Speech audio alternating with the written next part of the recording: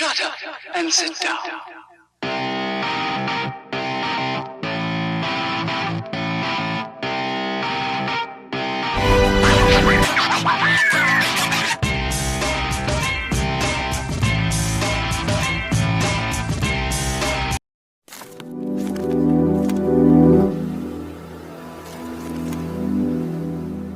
Assalamualaikum warahmatullahi wabarakatuh. Welcome back to my channel Detektif. Teman-teman, kemarin kita udah ngebahas tentang Dakru Argo Teknologi Indonesia ya, dimana itu adalah bisnis pangan di lingkungan yayasan ya, di lingkungan yayasan ya, pesantren tepatnya gitu, dimana itu ya bentuknya PT yang sudah saya jelaskan bahwasanya ya promosi sih boleh, cuma tapi faktanya kan memang PT, dimana PT itu orientasinya kan profit. Oke, nggak masalah sih sebenarnya dalam orientasi profit. Cuma yang jadi pertanyaan, kenapa PT-nya kok isinya ya para pendiri yayasan tersebut gitu. Oke teman-teman, sebelum kita ngebahas tentang ini, kita akan lebih fokus kepada Pak Tarmisi ya, dimana Pak Tarmisi ini adalah salah satu ya mungkin dari 4 sekawan ya, antara Pak Jaman alias Yusuf Mansur, itu ada Anwar Sani, terus ada juga Jamil dan Tarmisi. Oke, kita fokus ke Pak Tarmisi ya, dimana kebetulan saya dapat video ini langsung dari ya dia sendiri ya, dimana dia sendiri sebagai orang yang ikut serta dari awal gitu tentang ya perkembangan pola bisnis Pak Jaman ini gitu. Oke teman-teman, kita langsung lihat videonya ya, check it out. Shut up and sit down.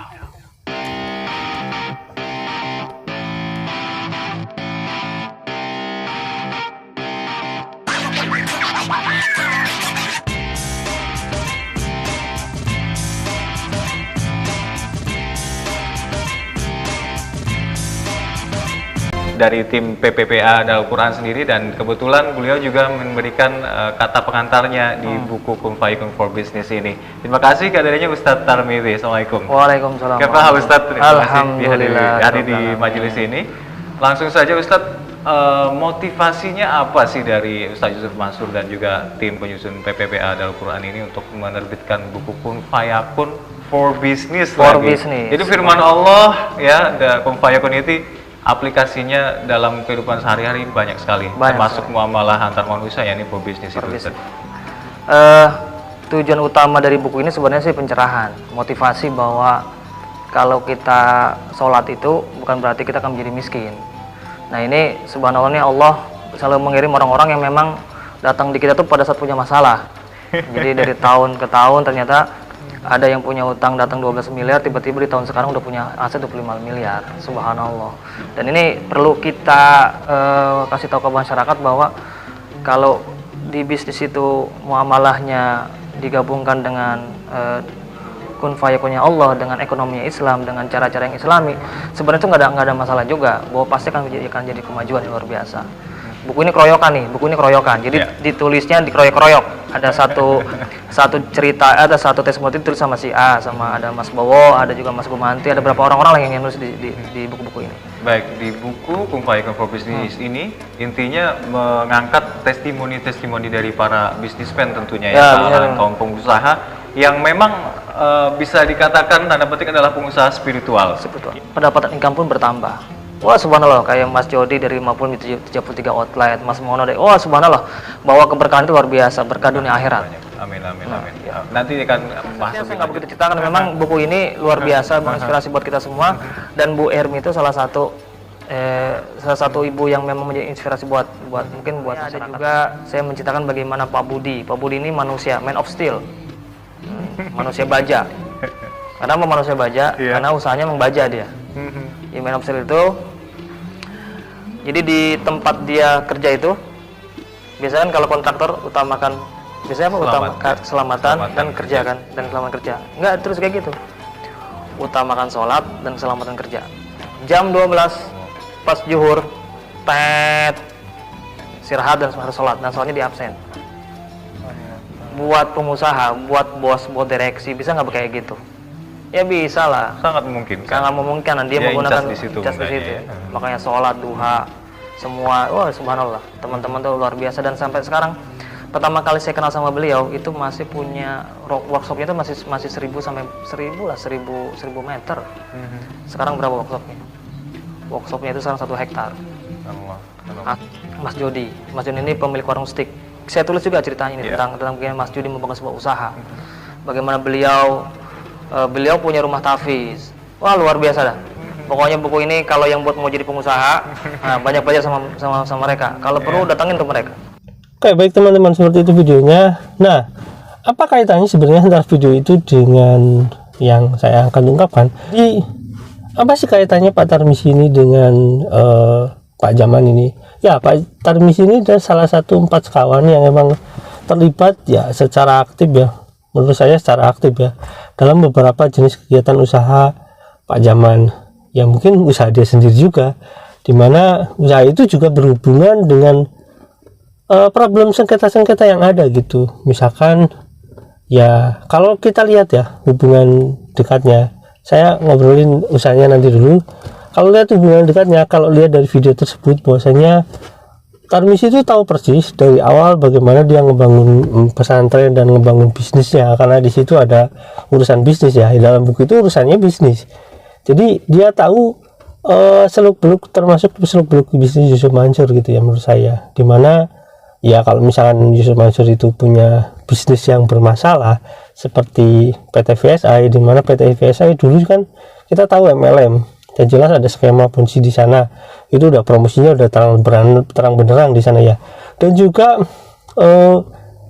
di PT VSI Petren itu dia juga mempromosikan tabung tanah di sana, ada promosi. Saya punya brosurnya ya teman-teman, nanti bisa ditampilkan. Nah, bagaimana sih antara keterkaitan Pak Tarmizi ini dengan Pak Yusuf Mansur? Kita tahu ya tadinya, kita lihat di video awal bahwasanya Tarmizi Asidik, walaupun namanya nanti di sini bukan ya, cuma Tarmizi. Asidik kita tahu kan orang yang berkata benar lah, orang yang berkata jujur. Nah, kalau misalkan kita bertanya, Pak gimana sih perkembangan kasus ini? Coba tanya ke Pak Tarmizi, ini kan orang yang berkata benar gitu, walaupun gelarnya nggak tahu dari siapa ya. Ini aneh juga sih sebenarnya. Oke, kita langsung ya, ini fakta bahwasanya emang orang ini sangat penting bagi Yusuf Mansur, dan orang ini juga sangat berpengaruh bagi Yusuf Mansur, dimana setiap perkembangan bisnis ini sering terlibat gitu di dalamnya. Contohnya saya akan perlihatkan di sini, udah jelas ya kalau PT Agrotekno Indonesia di sini ya jelas ya ada Pak Tarmizi itu sendiri sebagai komisaris. Nah, di sini juga ada PT Petren. PT Petren itu ya dimana itu PT-nya pakai PT VSI ya. PT VSI itu PT Veritas Indonesia Internasional. Nah, di sana juga terlibat juga sebagai ya di sini direktur utama malah ya. Ada PT Daku Media Nusantara juga terlibat juga dia, ya pokoknya kalau jabatannya kalau nggak direktur ya komisaris gitu ya. Di PT Daku Baja Indonesia, di mana di sini ada Budi Harta yang tadi disebutkan, di sini juga ada Tarmizi gitu ya. Kalau saya cek ada di yayasan ya, terutama di yayasan ini kan kita kembali lagi ke profil yayasannya, di mana 4 serangga ini jelas ya. Di sini ada Yusuf Mansur, di sini ada Muhammad Anwar Sani, ada Ahmad Jamil, ada Tarmizi, dan ada Ahmad Kosasi. Oh, berarti ini 5 serangkai, 5 sekawan ya intinya. Tapi yang jelas keempat sekawan itu yang muncul di buku itu adalah orang-orang yang terlibat dari awal, karena itu berbicara bisnis. Jadi dari awal perkembangan bisnis Yusuf Mansur sampai bisnis-bisnis yang sekarang sedang berjalan gitu. Jadi kalau misalkan PT Dakru Agrotekno kan berbisnis pangan nih, para pesantren yang kata Yusuf Mansur atau ya saya nggak berbisnis pangan biji pun itu, tapi kan orang-orang yayasan, ketua-ketua yayasan itu, pengurus yayasan itu ternyata memang terlibat dalam urusan pangan. Terus di properti, PT Daku Propertinya misalkan seperti yang ngebangunnya bukan pengadaan barang ya, mungkin pembangunannya pakai Daku Properti, pengadaan barang bajanya itu dari PT Baja, dan khusus yang terlibat dengan masyarakat langsung yang merasa jadi korban di Paytrend ya, PT VSI, karena melalui PT VSI itu promosi ada Meyavidi, ada tabung tanah, ada tabung aset, ada juga patungan usaha, ada brosurnya juga. Jadi teman-teman, orang ini yang katanya Tarmisi Asidik, nggak tahu gelarnya dari mana, itu kalau misalkan teman-teman penasaran, coba tanya ke Tarmisi ini, karena dia merasa mungkin gelarnya Asidik, jadi kalau ditanya dia akan jujur.